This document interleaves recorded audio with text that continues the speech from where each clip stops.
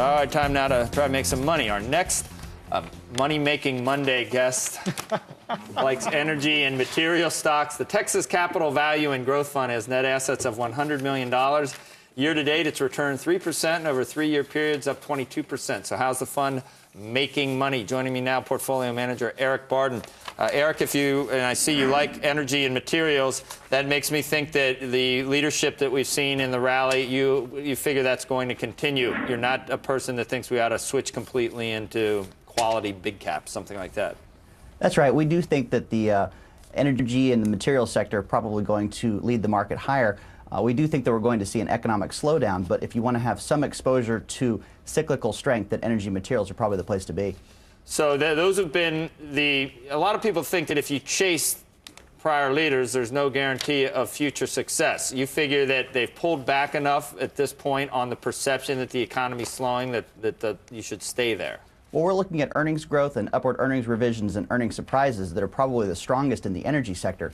When you look at the price performance of these stocks, it doesn't seem that the prices have really kept up with the fundamental success of the companies in the sector.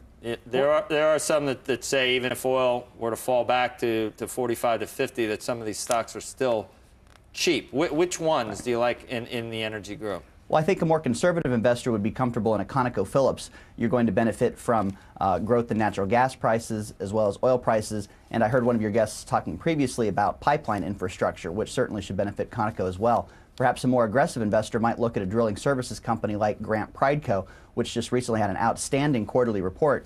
It seems that there's a ton of demand for drilling and drilling infrastructure services today. Eric, what are you assuming about oil prices? Do you think they're going to stay where they are? Do you think there's much upside here? Well, there's clearly a large risk premium in oil today, but unfortunately this is a fairly risky world in which we live in, so I wouldn't be surprised to see them hold the $70 level. I see very little likelihood of them moving down to the $40 to $50 range, which would have to be where oil would go before I would get a little bit more cautious on energy stocks. $70 I think is reasonable, but I'd probably be more concerned about oil prices going higher than lower today. Which names do you prefer in the material space?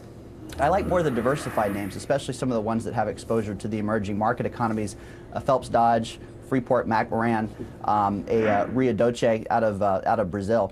But I think that there's infrastructure built out globally, and that certainly benefits a lot of the materials companies.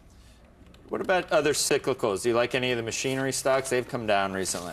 They've definitely come down, and certainly the earnings revisions have been great. The earnings reports have been great, but it doesn't seem like the market is giving a lot of credit to current earnings. I think everybody has to see how bad the cyclical downturn, what the cyclical slowdown looks like before you can really be comfortable in industrials. I wouldn't be surprised if they're leaders in 2007, but I think for the balance of the year, they're likely to underperform. Thanks, Eric. Thank you. Okay, see you later.